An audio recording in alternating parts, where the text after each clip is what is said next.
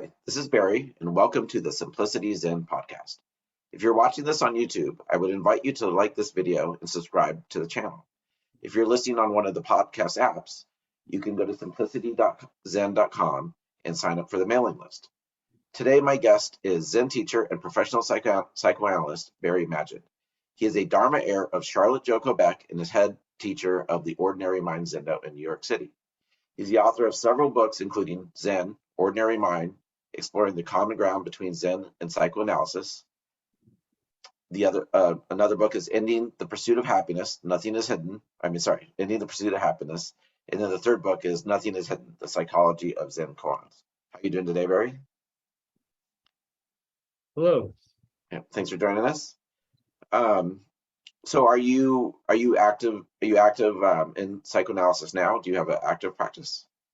Yes, I still have a full-time practice. That's my day job. And then every evening I switch over to my Zen teacher job and spend an hour in the Zendo. And Saturdays I give talks and interviews. And is that a hard kind of inflection switch for you to go from the kind of psychoanalysis mode to Zen? I know you wrote a book on the touch points, so there's some similarities, but for me, it's the easiest thing in the world. I've created a life and a schedule that really suits me perfectly, that allows me to keep these different parts of my life in good balance and give them each sufficient time and energy that I can feel good about what I'm doing. So I feel very lucky that I've been able to practice and make a living doing this combination of things for all these years. Do you guys have a physical Zendo still? I know you did for a long time, but did COVID change any of that? We've kept the physical Zendo, and we have a resident student there who keeps it open.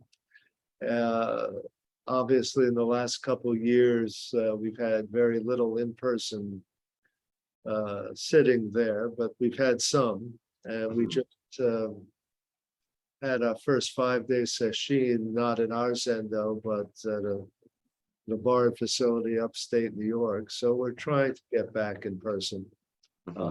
We've tried to maintain a physical Zendo all these years so that we can offer morning and evening sittings every day of the week. And even if I'm no longer there myself for all those sittings. Do you offer dokusan through Zoom or anything like that? Yes, I do that now every Saturday after my Dharma talks and during sessions. Through Zoom, though, do you do online dokusan? Yes. Yeah. Okay. Oh, are the Saturdays online therapy? So I can figure if I could do online analysis, I could do online dokusan. I'm curious. Are you ordained or are you completely a lay teacher? No, I think I'm actually president of the Lay Zen Teachers Association. I've been one of the founding members of that, and it's sort of been important to me to maintain that status.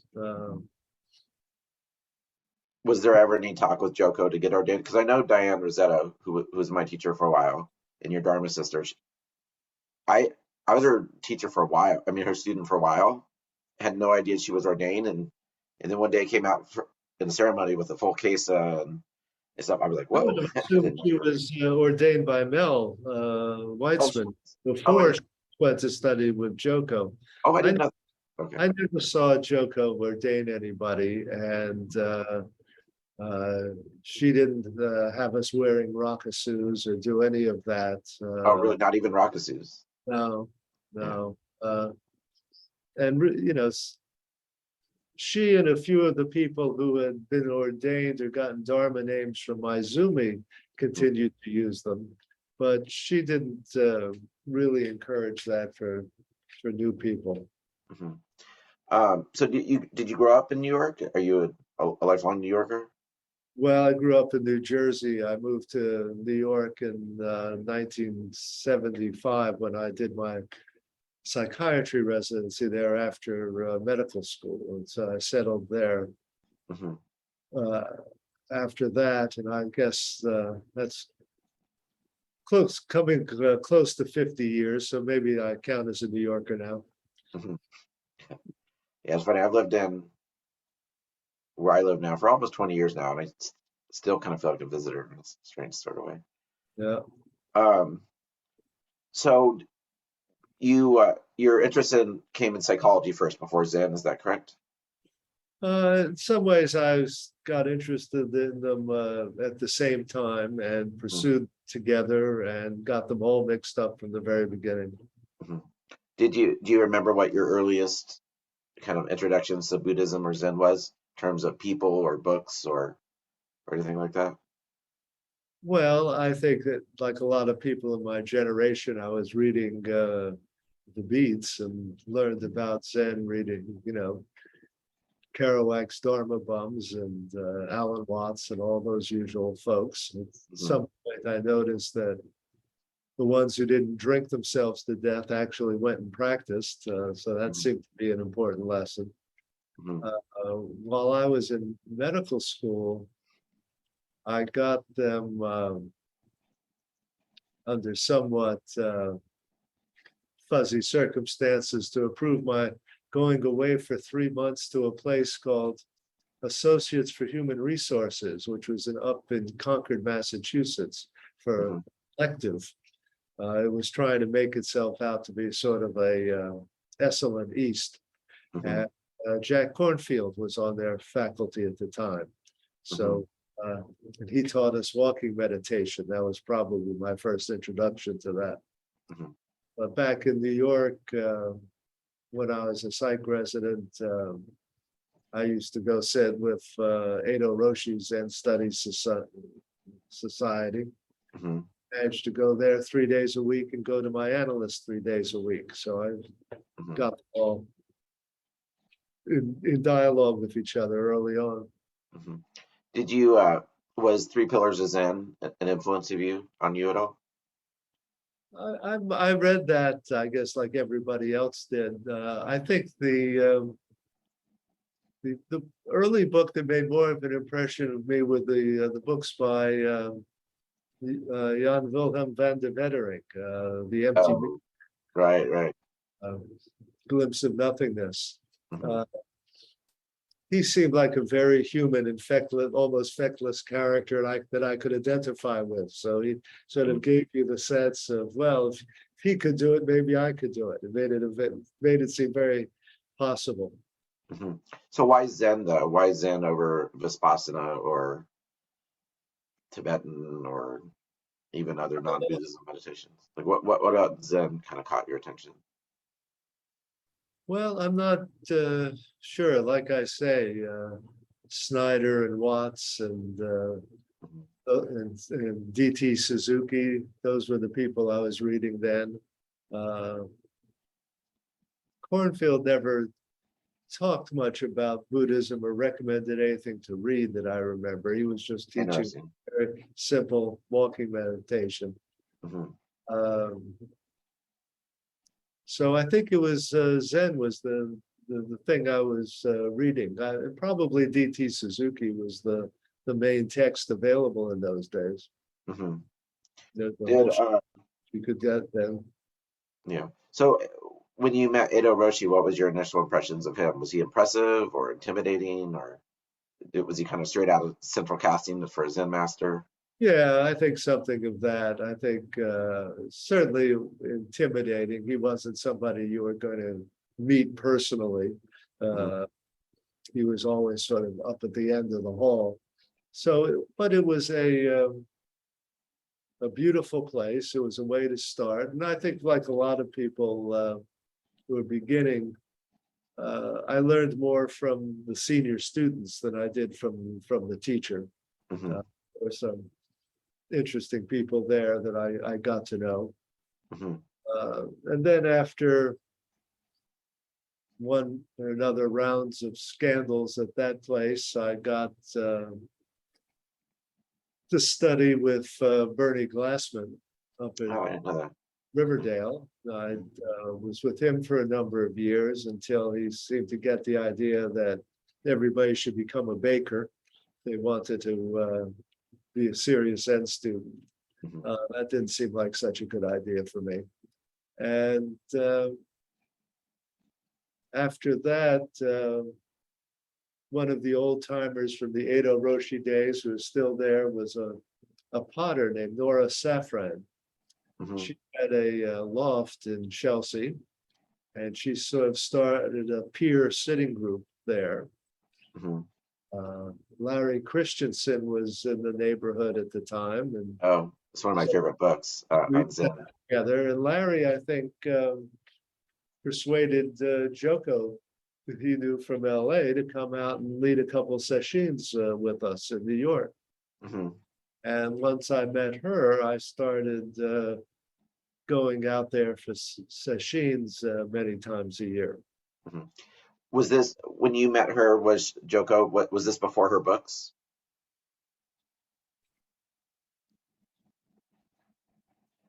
I guess my question is, did you find out about her through in person, or did you read her books first? Probably it was in person. I think the difference with Joko is that I felt like I had an immediate rapport with her, and Mhm. I had the kind of personal connection I never had with Glassman or Ado. Mhm. So it was very easy to feel connected to her. Mhm. Uh, She was pretty good at cutting through the bullshit too, and getting right to the matter. Yes, or in a sense, she was very accepting of bullshit. She sort of created this bigger container that Mhm. let you be yourself and put it all on display, and Mhm. you sort of let you just play it all out until you exhausted it. So I found her very accepting. I know a lot of people found her to be a tough cookie, but Mhm. she was somehow, I think I had early on a very easy, natural rapport with her. It's great. Did you do any koan work with Ado or Glassman prior to I, Joko? I started doing Mu with Ado, but then I passed Mu and did some koans with Glassman. Mhm. Uh, Joko wanted no part of that. But once in a while, you can get her to talk about a koan, but Mhm. basically, her experience with Maizumi made her feel koans don't work. They just allow people to have a very fancy form of emotional bypass, plugging into certain visions of the absolute, but not plugging them into their daily life. So she Mhm. was very down on koan study when I knew her. Mhm. Did you? So when you first started sitting Zazen, did you resonate it with it right away? Did it feel like home, or was it a struggle for you? Did you love it right away? Did you kind of do it despite not liking it? I'm curious what your initial experiences of Zazen were like. Well, there was something about it that felt very right, and I felt like early on I had some sense of what this was all about that resonated with me. I think physically it was always very hard for me, Hmm. and uh, I think I found doing a lot of sessions difficult. Over Hmm. the years, I've tried to sort of modify sessions a little bit into something I actually want to do myself, not Hmm. just um, put people through. Hmm. Uh, but there was some kind of immediate affinity I had with it all. I'm curious, can you talk a little bit about the modifications of the sessions that you've done? Well, I've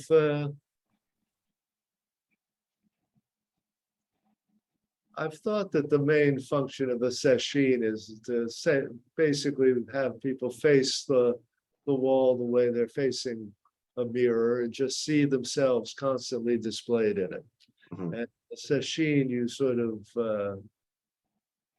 will see a whole range of self states come and go and pass through, and you watch how you deal with structure and not having things the way you like, or be under control, or physical discomfort or tiredness.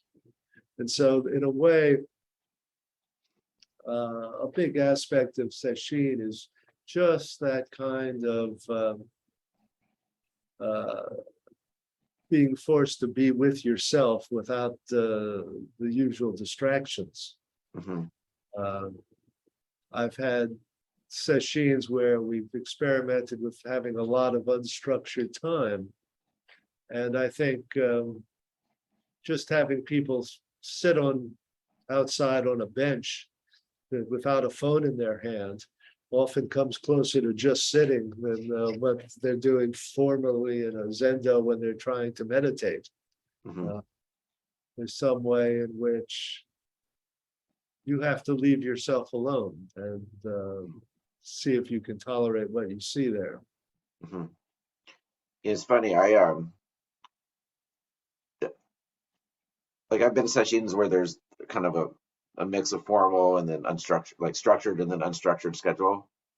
And I found the unstructured a lot harder, because like the structure is a little bit of like an anchor and a crutch in a way, whereas the unstructured, So I'd rather people have the difficulty of unstructured time than making it just about physical endurance of staying with pain and long structured sittings.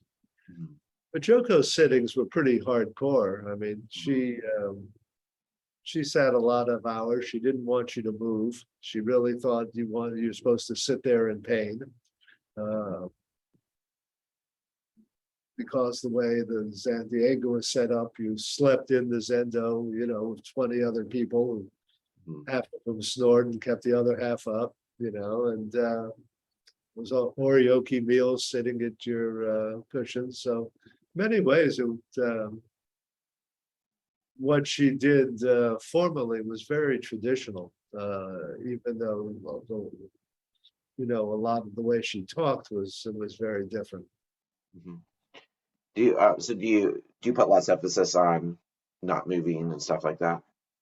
I tell people to sit still, but I don't ask them to sit still for 15 hours. I mean, I want them to sit still and pay attention to physical and emotional restlessness as their practice. But particularly as the Sangha ages, I don't want Zazen to just be about physical endurance. Are you seeing a newer generation come up, or is it mostly baby boomers and Generation X? Well, I would say that the majority of the people I see are older. We have a few younger people, and I have a youngish, as in 30-something-year-old fellow coming into residency for next year. But in a certain way, like Joko, I see a lot of people who first went and studied with somebody else for a long time, and when something went wrong there, they ended up coming to see me. I think San Diego in the old days was just filled with refugees. Everybody had studied someplace else and left when there was a scandal. And in a certain sense, it meant Joko could count on everybody having this big background, and there wasn't so much emphasis on beginners. So, like being an analyst, it's always more interesting to be somebody's second teacher or second analyst. Interesting. Do you, with your students, how often do you encourage them to engage in Dokusan with you? Is it weekly? Is it monthly? Like when I practiced with Diane, it was pretty much every time you came to sit, you would usually meter, and I really liked that aspect of it. Is that similar to you guys, or is it once a month, or what? What's the Doku-san relationship with your students like? Well, I offer Dokusan after sittings on Saturdays, and anybody who hasn't seen me regularly can do that. Sign up. I suppose what's relatively unique about the way I teach and practice is that a fair percentage of my long-term students have also been in analysis with me. Oh, okay. And I found out that these days it's hard to get people to come into analysis 3 or 4 days a week, or not even necessarily come to the Zendo every day. But if you've got somebody you see in the analysis once or twice a week, and they come to the Zendo every week, and you see them in Dokusan, you've really built up an intense relationship, and you have a lot of ideas about what's going on in their life and how their practice is or isn't engaging in it.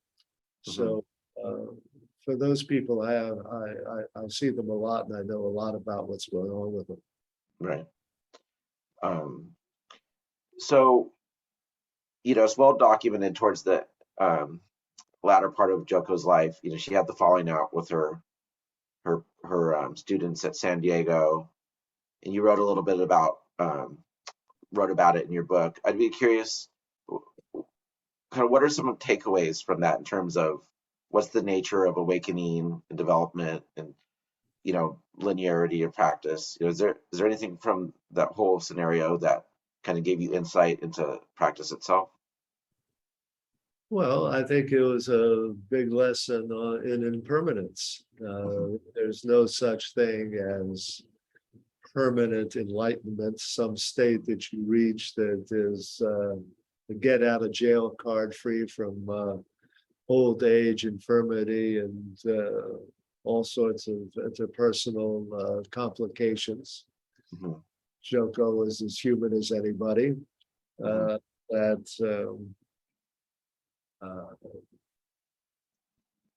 hard to sort out what was the result of her simply getting older and less comfortable with being dependent on people. I mean, if she had a personality flaw, it was probably on the side of privileging autonomy and not wanting to be dependent, not wanting people to be dependent on her. And I think that becoming dependent physically and in a lot of other ways on Ezra and Elizabeth was very disruptive to her psychological equilibrium. And I think that it played out in unfortunate ways. Would you continue to go visit her or talk with her? I helped organize a meeting of all the Dharma successors when she tried to excommunicate Elizabeth and Ezra. We all went out to Prescott, meet with her, and we collectively sort of put together a statement of support for the two of them, which we presented to Joko, and I spent a lot of time trying to mediate that or get her to somehow see another point of view. But she was quite adamant. She basically said, I should never have given transmission to any of you, and things like that. And she was, none of you are as strong as I am, and my real teacher was so and Roshi, and all sorts of stuff. It's very curious to watch this frail woman emphasize her strength. That's one thing, that the word she kept coming back to. So at that point, I couldn't really talk to her much anymore. She wasn't the Joko who had been my teacher point. Yeah. So that was pretty much the end of our relationship. So is Ordinary Mind as an organization, do you guys meet? Is there any sort of institutional dynamics involved, or is it just a lineage tree kind of? Well, Joko never, one of the other things is she never encouraged any kind of meeting of her Dharma successors organizationally. And for a while, some of us tried to make that happen on a regular basis. But pretty much that petered out. I've tried now, particularly with Zoom, is I have regular meetings with all my Dharma successors. Actually, I meet with two different groups of them, depending on the time zone, and we've been going through the Blue Cliff record together, case by case, a case a week. So I'm using that as a way to keep them all in touch with each other and to try to keep some kind of dialogue going. And so I'm curious to kind of sum up about Joko. If you could sum up in like a sentence or two of what you feel were her main teachings to you, how would you sum that up? Her main teaching was just this is it. And not to privilege any kind of special meditative state, but to see the absolute in your anxiety, in your anger, in your resistance to sitting, to everything that comes up. This was her version of ordinary mind is the way. We're not trying to break through appearances to some hidden reality. We're trying to see that this moment, this reality is not lacking anything. It is complete. We're very fussy. We say we want to be just this moment, but maybe not this moment. I prefer to be one with that moment. I like that moment better. And so we keep trying to control or regulate the moment we're going to be one with, right? I can't remember if I heard you say it or read it, but you once said something like, a lot of people say they're spiritual but not religious, but I like to see myself as religious but not spiritual. Can you talk about that a little bit? Well, by religious, I mean I have a particular kind of disciplined practice that connects me to a long tradition. I feel that I'm part of, and that my role is to hold and maintain and adapt. And so I'm part of that lineage. And I don't think of myself as spiritual in the sense that I don't think there's any such thing as a separate spiritual realm that I'm trying to get in touch with. I think too often that's a kind of attempt a flight into something else, something special in Joko's term. I'm curious. So you've had a number of Dharma heirs at this point. I'm curious, what is your criteria for Dharma heir? Like, at what point do you feel somebody's practice is ripe enough to be a teacher? And do you have students that you feel could be teachers, but you just don't think, they kind of manifest awake wisdom in their life, but they just don't really have the makings of a teacher, either due to inclination or personality, or what is it? Do you understand the gist of my question here? Yeah, and ripeness is a good metaphor, because I always said that was Joko's way of proceeding. She sort of treated you like a piece of fruit that she would squeeze or sniff, and decide whether you're ready or not. There was no curriculum.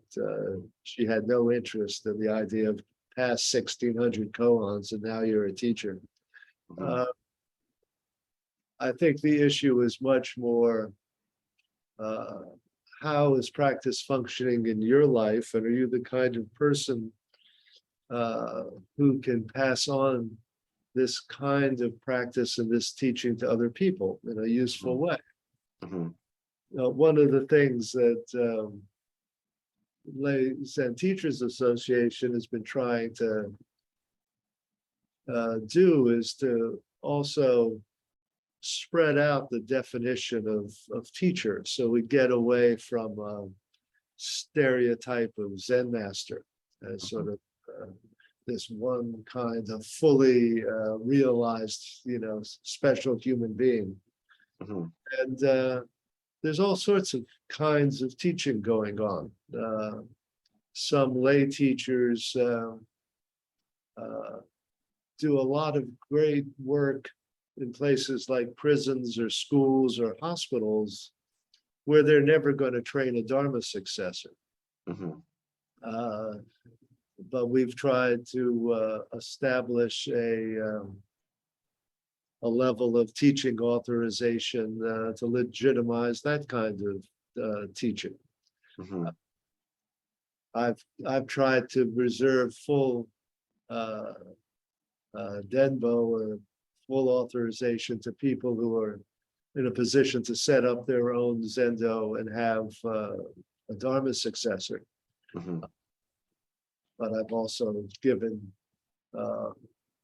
another level of transition to people who are teaching in other settings. And so I'm mostly trying to get a sense of what could this person do with it? Mhm. What are they able to, how are they able to use it in their lives and pass it on? So you have Denbo, which is more traditional transmission. What do you call the other type of authorization? Do you have a I name for call that? it Denkai, which Yeah. I think, traditionally is really a priest ordination, but we use that as the equivalent of lay entrustment in the San Francisco lineage. Mhm. It's authorization to teach but not transmit. Mhm. I see. And I'm curious. So as head of the Lay Teachers Association, I mean the whole lay non-lay dichotomy kind of fascinates me. So I'm technically ordained as a priest, and I've had you know um, formal residential Soto Zen experience in a monastery.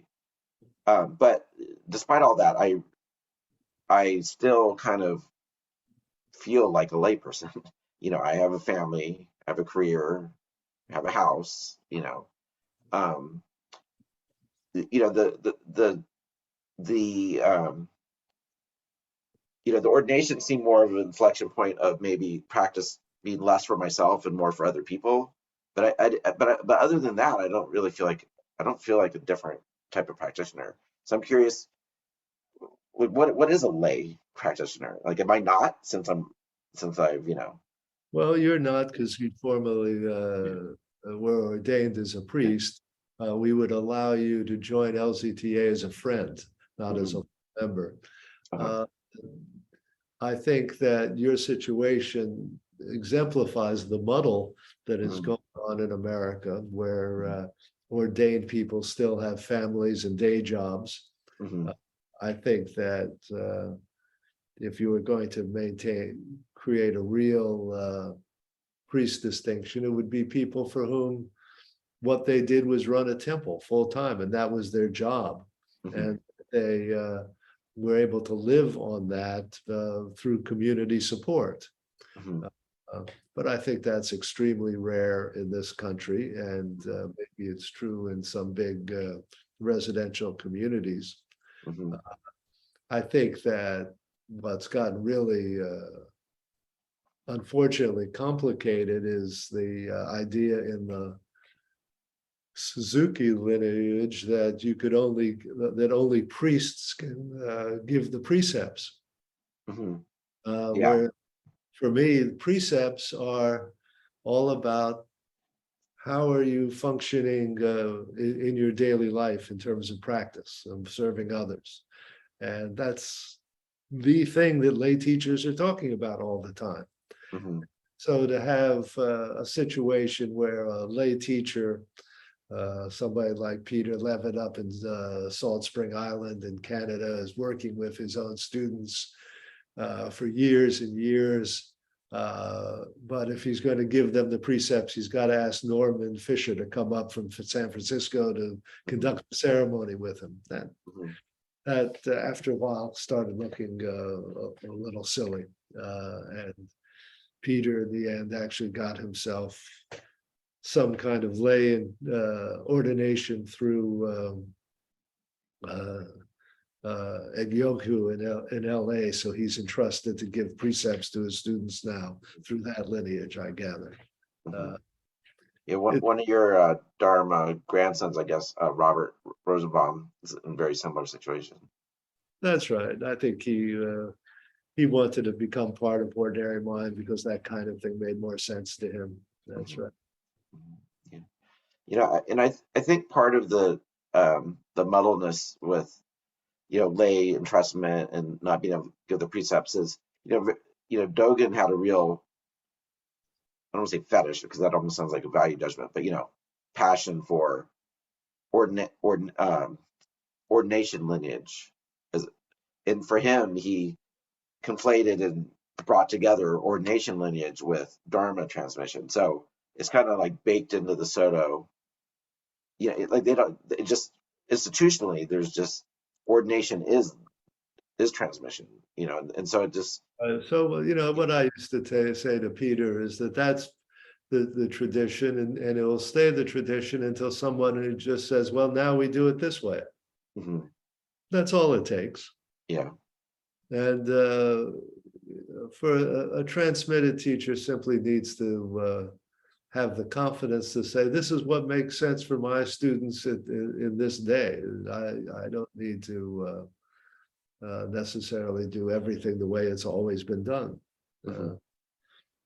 So I think the Soto lineage is going to have to deal with all that. Joko broke away from that so she could do what she wants. When I asked her about giving Jukai, did it make a difference about not being ordained? She said, Dharma transmission contains everything. Do whatever you think is best.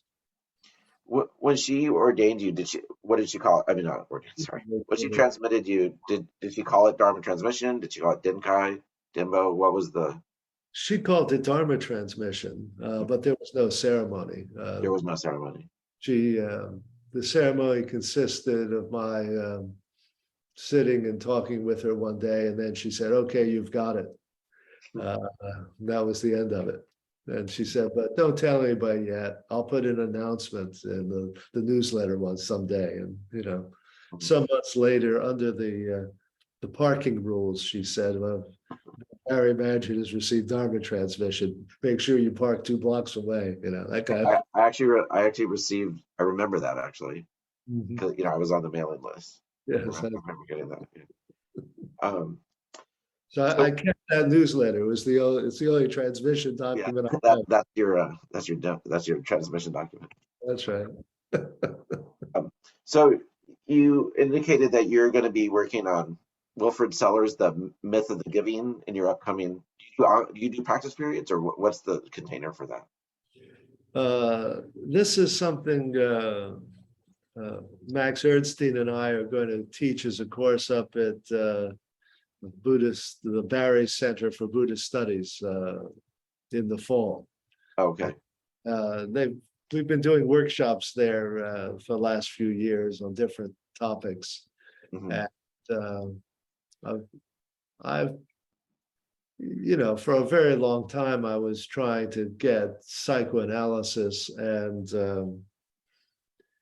Zen into some kind of dialogue. More recent years, I've been doing that with different philosophers. We did something with Joan Stombeck and Heidegger, and this time around, I wanted to do something with Wilfrid Sellars, who's not really very well known, but the way I can give you a brief introduction to it is that there's a very common metaphor in practice about the idea that we're all born sort of wearing cloudy or rose-colored glasses, and that these glasses are filter the world through our various egoistic conceptualizations. What practice does is allow us to take these glasses off and see reality directly. And it uses this metaphor of direct perception for what's supposed to be happening in an enlightenment experience. And the idea that there is such a thing as preconceptual empirical sense data experience that we can be sure of, and that we can then build our concepts on, is what Sellars called the myth of the given. That there's a level of infallible perception that we can build empirical knowledge on. And it's interesting that in Western philosophy, that you get this search for secure foundations. And on one hand, Descartes tried to find the secure foundation inside. He said, I think, therefore I am, that your own sense of appearances or thinking was infallible. Then there's a whole alternate empiricist tradition that wanted to make what's foundational outside and have a grounding in scientific knowledge. And Sellars is basically anti-foundationalist, which ought to be a basic tenet of Buddhism. But foundationalism keeps sneaking in. It's one of these psychological traits like dualism that no matter how much people say they don't believe in it, they turn around and then evoke it in one way or the other. So we're going to do something on the myth of the given and see what it's like to get away from that metaphor of seeing reality directly and say what the alternative is. Yeah.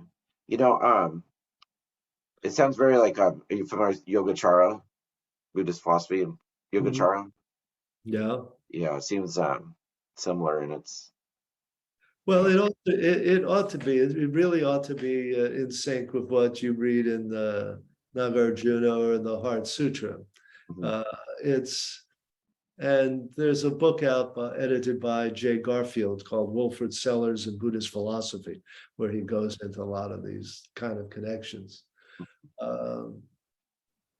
Just if you just look at the Heart Sutra, it's trying to argue against atomistic foundationalism. It says no eye, ear, nose, tongue, body, mind, no smell, taste, touch, none of these supposed building blocks of experience are foundational. They're all empty.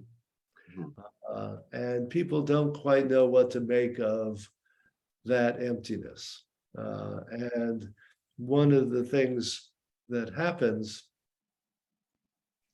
is that emptiness itself sneaks in as a new foundation.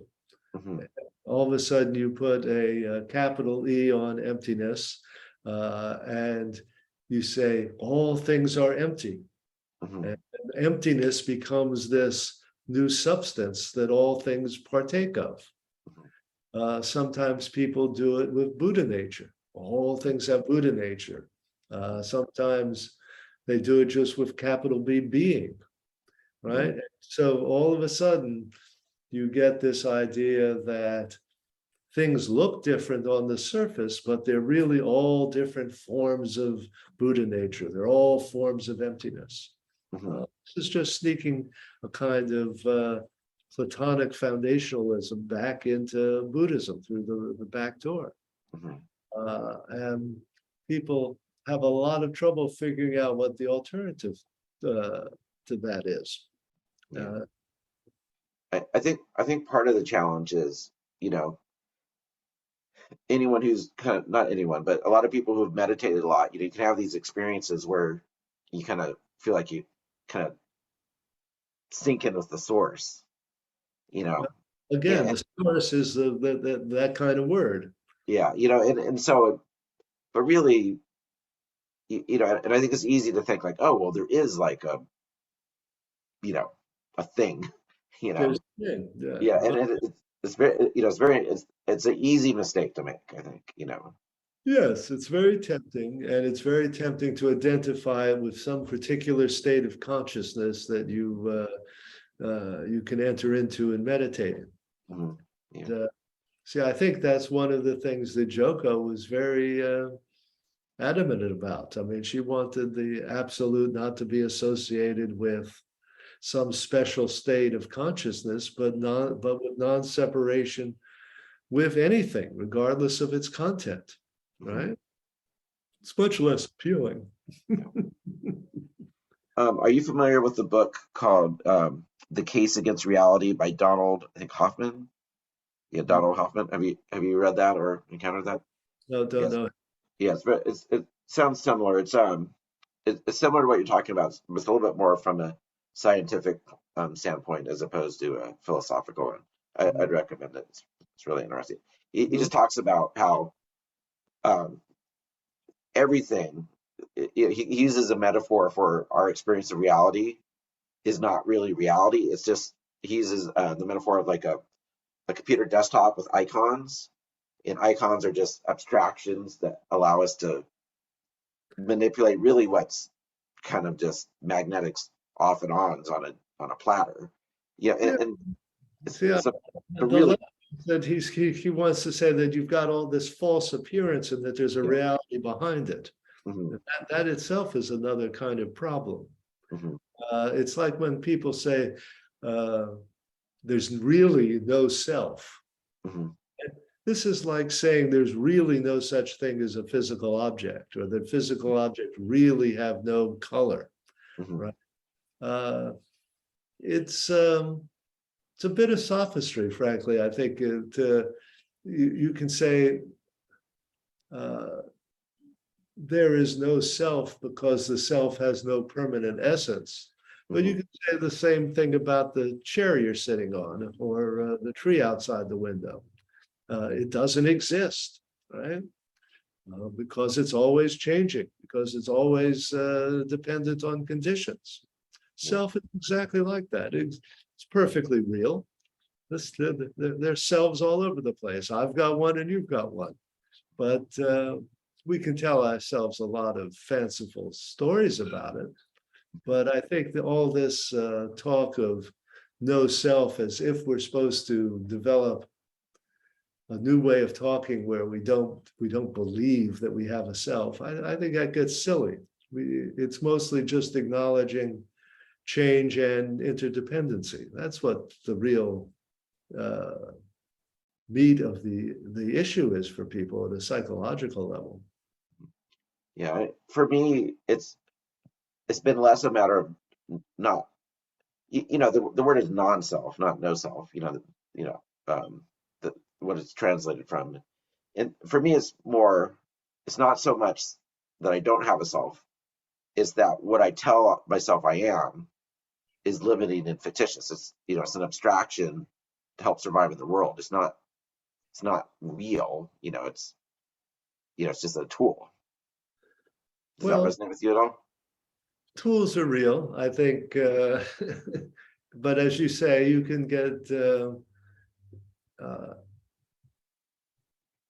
get stuck in pictures and think that you've described something completely when you haven't. Again, I think the main issue for selves is the reality of change, and the reality that you can't define a self separately from anything else. That if I want to say who I am, I say I'm this person's teacher. I'm father to Sam. I'm I'm a New Yorker. I give a whole set of relations, and there is no me that's in relation to all those relations so much as me is the precipitant of all those relations. Me is the intersection of those relationships. And it's a different way of talking about who I am that basically is relational and intersubjective. It doesn't have to be all sorts of mystical and woo-woo. And that's one of those ways I don't want to be spiritual.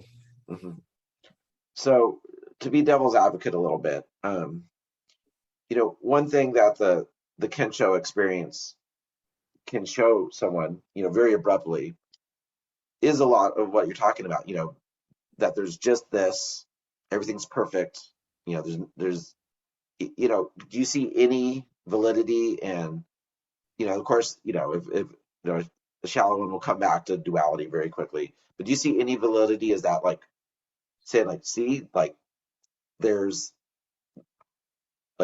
there's this truth, there's duality, now let's see where they intersect? I mean, do you see no value in that at all? Or do you hear what I'm getting at? I'm not trying to understand the question. Okay. What I think happens in the Kensho experience is in a sense, is primarily a sense of nothing is lacking, nothing is hidden, that there's a sense of the completeness and fullness and okayness of everything as it is and who you are. And sometimes that happens very gradually and slowly and seeps into people, and sometimes they get a big blast of it. Sometimes I think that it's better when it goes slowly, because then they don't think they've had some special experience different from everything else, right? The joke is student proclaims, "I've had a great experience of oneness. Now I'm different from everybody else," right? That's what happens over and over again in Zen centers. But you want to have this increasingly deep conviction that nothing is wrong and nothing is missing from each moment's experience. And that sort of gradually perturbs a whole ecosystem that's based on lack and trying to hold on and control and fix, right? If you're all organized around fixing, to suddenly see nothing needs fixing, it starts to shift the system, right? Takes the energy out of it. I think that's the main thing that really can happen for people that matters in practice. So one last thing I want to touch on with you is, so your entire career is involved the intersection between psychoanalysis and Zen practice. I'm curious, the way that your profession at large defines psychoanalysis and its goals, do you think they're 100% aligned with Zen, or do you think different approaches of psychoanalysis are not aligned? I mean, could you talk a little bit about that intersection? Well, I think that self-psychology and relational psychoanalysis have made the best intersection with Zen. These are things that emphasize intersubjectivity, so that there's a kind of Hegelian motto that comes in here that says you can't be yourself by yourself, right? That who you are is always co-constructed. And that kind of thing I find meshes well with my Zen practice. Over the years, Joko used to say practice was learning to suffer intelligently. I've modified that to say practice is learning to be dependent intelligently, to make it relational, get rid of this fantasy of autonomy, that practice is going to make you strong and independent. So let's say the average psychoanalyst, in business in New York, what would you say their goal is? What are they trying to get their patient to? What is the end goal? Or is the premise of that question incorrect? Well, you might say that a common goal is to be able to be in touch with and experience parts of the self that have been dissociated or split off or treated as not me. And that in a sense is the same goal in Zen, to just be able to look at and say, this is me. Now, psychoanalysis tends to look at the parts of the self that are split off because they're the parts that are feel hurt or damaged or unacceptable, right? That we've tried to repress them or push them away. Zen does that, but it also has us try to re-own the parts of the self that are essentially already perfect, that we miss, that we don't trust or we don't recognize.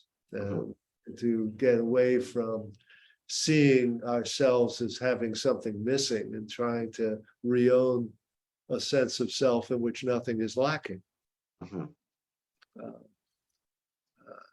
Zen can get people in touch with that, but leave intact, bypassing all sorts of parts of warded off self. And you can get people to sort of say, well, as long as I can have this wonderful feeling, I don't have to deal with any of that messy stuff. My anger, my sexuality, or my neediness, I just will retreat to this corner where I keep cultivating my perfection. So that's the ditch that Zen can fall in.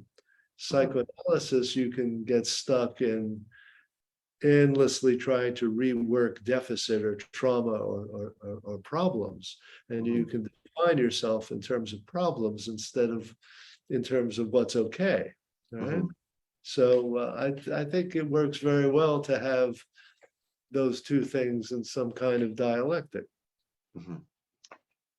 So I lied. There actually is one more thing I want to ask you. I just remembered. You've been critical of the secular mindfulness movement in the past. Could you talk a little bit about that? Yeah, Bob Rosenbaum and I edited a book we called What's Wrong with Mindfulness and What's Not. He wanted to put in the what's not part. Basically, we were trying to say that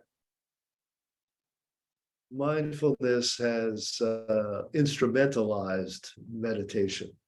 It's turned it into a means to an end project. And those ends are often seem perfectly good and desirable. But that what's really distinctive about Zen practice is that it's not a means to an end. It's actually a way of getting off the grid of means to end thinking, of instrumentalized thinking. That's really the crux of Dogen's idea of the identity of practice and enlightenment, right? We're not always doing A to get to B. And we're trying to not be in this world of how am I doing and am I there yet, right? So when you instrumentalize meditation, you're bringing it back into that world that really its greatest gift is to free you from that. So, I likened it to people listening to Bach to lower their blood pressure. Even if it works, that doesn't exactly constitute becoming a music lover, right? You're sort of Yeah. missing something there, right? Great. Thank you so much for your time. If someone wanted to get in touch with you, what would be the best way to do it? They can find contact information on our website, ordinarymind.com. Okay, great. Well, thank you so much for your time. I really appreciate it. Thank you. Okay.